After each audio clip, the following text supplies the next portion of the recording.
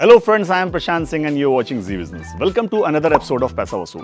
क्या आप उन लोगों में से हैं जो क्रेडिट कार्ड यूज करते हैं और कई बार आप पूरी लिमिट एग्जॉस्ट कर लेते हैं, लेकिन पैसा टाइम पे भरते हैं और सोचते हैं कि इसमें कोई दिक्कत नहीं है क्योंकि क्रेडिट कार्ड का तो पूरा कॉन्सेप्ट ही यही है कि पैसा लो और पैसा टाइम पे चुका दो। आप गलत हैं और अपने साथ गलत कर रहे हैं और अपने आप को एक बहुत बड़े रिस्क में डाल रहे हैं। ऐसा क्यों है बताएंगे आपको आज के पैसा वसूल के एपिसोड में। अगर आप अपने क्रेडिट कार्ड की पूरी लिमिट हर महीने एग्जॉस्ट कर लेते हैं तो आज से ही ये बंद कर दीजिए, क्योंकि ये आपका CUR यानी कि क्रेडिट यूटिलाइजेशन रेट हाई कर रहा है, आपके क्रेडिट स्कोर की सेहत खराब कर रहा है और आपको अगर आगे कोई लोन की जरूरत पड़ी तो आपको मुसीबत में डाल देगा। अब सबसे पहले ये समझिए कि ये क्रेडिट यूटिलाइजेशन रेट CUR आखिर होता क्या है और लोन लेने के समय आपको दिक्कत कैसे देगा।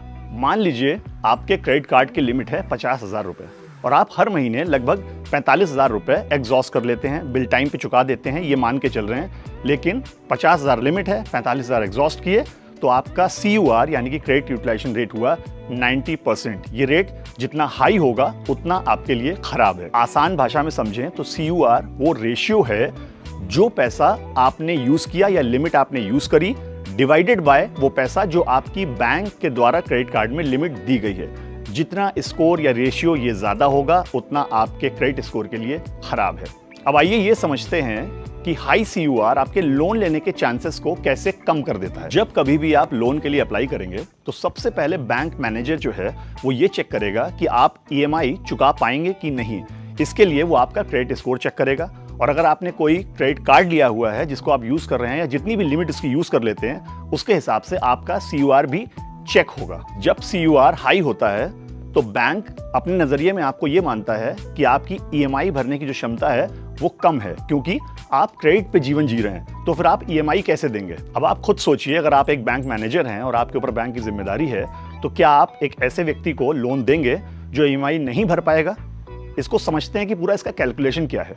मान लीजिए आपकी सैलरी 1 लाख रुपए है और आपने क्रेडिट कार्ड लिया हुआ है जिसकी लिमिट 50,000 रुपए है, जिसमें से आप 45,000 रुपए एग्जॉस्ट कर लेते हैं, टाइम पे बिल भर देते हैं, कोई फाइन नहीं लगता, वो सारी बातें अपनी जगह है। लेकिन आपने क्रेडिट पे हर महीने 45,000 लिए हैं जिसकी वजह से आपका CUR जो है वो 90% हो जाता है। अब बैंक ये देखता है कि आपकी टेक होम सैलरी जैसे ही आएगी उसमें आपको सबसे पहले क्रेडिट कार्ड का बिल देना होता है। तो आपके पास पैसे बचे क्या। जब आपके पास पैसे बचेंगे नहीं तो आप EMI कहां से देंगे।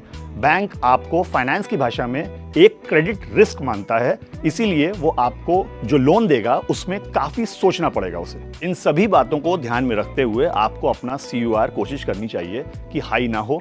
फुल लिमिट तो क्या, उसके आसपास भी नहीं आना चाहिए।